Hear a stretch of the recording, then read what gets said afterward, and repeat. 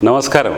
నేను మీ ప్రసాద్ అల్లమరాజు. మన PSR Apple TV ఛానల్కు సుస్వాగతం. ఈరోజు వార్తల్లో ముఖ్యాంశాలు మీకోసం. యాపిల్ డయాగ్నోస్టిక్ మెడికల్ సెంటర్ విశిష్ట నైపుణ్యం గల డాక్టర్ల పర్యవేక్షణలో 20 సంవత్సరాలుగా అందుబాటు ఫీజులు, నమ్మకమైన రిపోర్టులు. యాపిల్ డయాగ్నోస్టిక్ సెంటర్ అత్యాధునిక వైద్య సేవలను అందుబాటు ఫీజుల్లో అందించే వైద్య సంస్థ. పేషెంట్లు తమ డయాగ్నోస్టిక్ టెస్ట్ల కోసం ఎంతైతే అవసరం ఉందో అంతే ఫీజు ఇక్కడ ఉంటుంది. ఇక్కడ మీరు చెల్లించే ప్రతి రూపాయికి విలువ ఉంటుంది. అందుకే గత 20 సంవత్సరాలుగా వేలాది మంది మధ్యలో గుర్తింపు పొందింది. డయాగ్నోస్టిక్ టెస్ట్ల కోసం అనవసర ఖర్చులు తగ్గించుకోవాలంటే అడుగు పెట్టండి Apple diagnostic medical centre, Kukatpally, Moosapet, Bachupally, Nalgonda మరియు మహబూబ్నగర్. సంప్రదించవలసిన నంబర్లు 9000 97980 8008804014.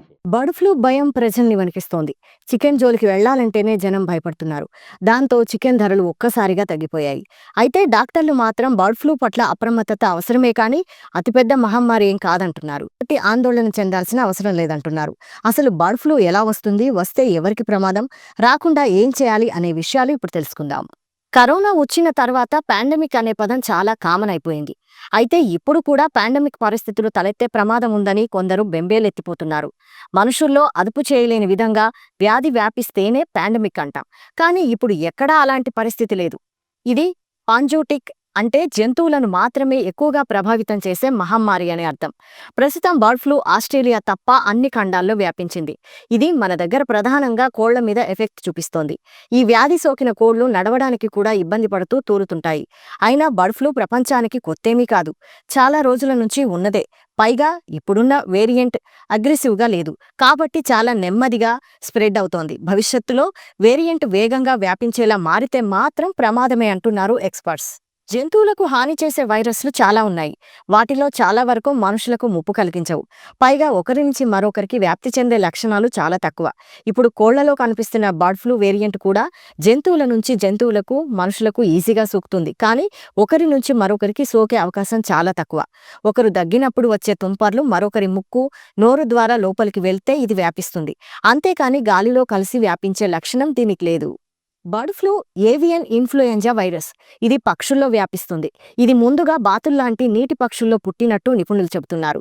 అది మనుషులతో సహా ఏ జంతువుకైనా వ్యాపిస్తుంది. పక్షుల రెక్కలు, రెట్టలు, శరీర ద్రవాల ద్వారా ఇతర పక్షులకు వ్యాపిస్తుంది. పెంపుడు జంతువుల విషయానికి వస్తే ఈ వ్యాధి సోకితే బ్రతకడం చాలా కష్టం. బర్డ్ ఫ్లూ పక్షులకే కాదు మనుషులకు కొంత ప్రమాదమే. అయితే లక్షణాలు మాత్రం కొందరిలో తేలికపాటిగా, మరికొందరిలో తీవ్రంగా కనిపిస్తుంటాయి. ఈ వ్యాధి సోకితే సాధారణంగా జ్వరం, దగ్గు, గొంతు నొప్పి, కండరాల నొప్పులు, కండ్ల కలక, యాంగ్జైటీ, నిద్రలేకపోవడం లాంటి లక్షణాలు కనిపిస్తాయి. ఇది ప్రాణాంతకమా అంటే కిడ్నీ సమస్యలు, గుండెపోటు, డయాబెటీస్ లాంటి దీర్ఘకాలిక వ్యాధులు ఉన్న వాళ్లపై ఎక్కువ ఎఫెక్ట్ చూపిస్తుంది. ఆరోగ్యవంతులు కాస్త తొందరగానే కోలుకోవచ్చు. దీనివల్ల ప్రాణాలు పోయే ప్రమాదం తక్కువే. తీవ్రమైన లక్షణాలు ఉన్న వాళ్లలో శ్వాస తీసుకోవడంలో ఇబ్బందులు, న్యూమోనియా లాంటి వారికి దారితీయొచ్చు. ఈ వ్యాధి లక్షణాలు 3 నుంచి 5 రోజుల వరకు ఉంటాయి. కొందరిలో మాత్రం 10 రోజుల వరకు ఉండొచ్చు. ప్రస్తుతం మన దగ్గర బర్డ్ ఫ్లూ వ్యాప్తి ఎక్కువగా లేకపోయినప్పటికీ జాగ్రత్తగా ఉండడం మేలని డాక్టర్లు సూచిస్తున్నారు. కోళ్లను పెంచే రైతులు, వాటి లాజిస్టిక్స్ సిబ్బందికి ఈ వ్యాధి సోకే అవకాశం ఎక్కువగా ఉండడం వల్ల తగిన జాగ్రత్తలు తీసుకోవాలి. లక్షణాలు కనిపిస్తే వెంటనే డాక్టర్ని సంప్రదించాలి. ప్రత్యేకంగా బర్డ్ ఫ్లూకి ఎలాంటి వ్యాక్సిన్ లేదు, కానీ సాధారణ ఫ్లూ వ్యాక్సిన్ వేయించుకుంటే కొంతవరకు అడ్డుకోవచ్చు. బర్డ్ ఫ్లూ రాకుండా ఉండాలంటే చికెన్ని ఇంట్లోనే శుభ్రంగా క్లీన్ చేసుకుని బాగా ఉడికించి తినాలి. చికెన్ని ఎక్కువ టెంపరేచర్లో ఉడికించడం వల్ల వైరస్ సోకే ప్రమాదం తగ్గుతుంది. బయట రెస్టారెంట్లలో వండింది తినకపోవడం చాలా బెటర్. ఎందుకంటే వాళ్ళు ఎలా వండుతున్నారో మనకు తెలియదు. పర్సనల్ హైజీన్ కూడా ముఖ్యమే. చేతితో ముక్కు, నోరు తాకేటప్పుడు ఖచ్చితంగా క్లీన్ చేసుకోవాలి. అదే కాదు, ఏ వైరస్ వచ్చినా చిన్నపిల్లలు, పెద్దవాళ్లు కాస్త ఎక్కువ జాగ్రత్తగా ఉండాలి. వైరస్ వ్యాప్తి ఎక్కువగా ఉండడం వల్ల కొందరు పిల్లలు దీన్ని తట్టుకోలేకపోవచ్చు. ఇక పెద్దవాళ్లలో రోగనిరోధక శక్తి తక్కువగా ఉండడం, రకరకాల అనారోగ్య సమస్యలు ఉండడం వల్ల ఎక్కువ లక్షణాలు కనిపిస్తాయి.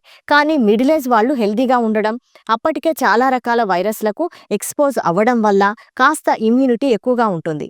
దాంతో తొందరగా కోలుకుంటారు. బర్డ్ ఫ్లూ మీద స్పష్టమైనటువంటి ప్రకటన కూడా చేశాను. భోపాల్లో ఉన్నటువంటి సీనియర్ శాస్త్రవేత్తలతో మాట్లాడారు. కేంద్ర ప్రభుత్వం సెక్రటరీ గారితో కూడా దీని మీద డీటెయిల్ గా డిస్కస్ చేయడం జరిగింది. ఆయన కూడా వాళ్ళ టీమ్స్ కి పంపించారు. రేపు స్వయాన్ ఆయన కూడా ఇక్కడికి వచ్చి మొత్తం పర్యవేక్షిస్తామని చెప్పి స్పష్టంగా మాటిచ్చారు.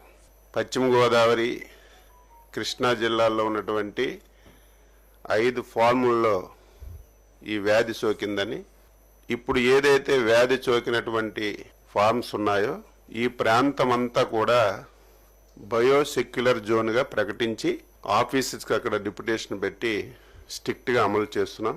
అదేవిధంగా 3 ఫామ్లో కల్లింగ్ అంతా పూర్తి చేసాం. ఇంకా 2 ఫామ్స్లో జరుగుతుంది. ఇంకొక గంటకి ఆ కార్యక్రమం కూడా పూర్తవుతుంది.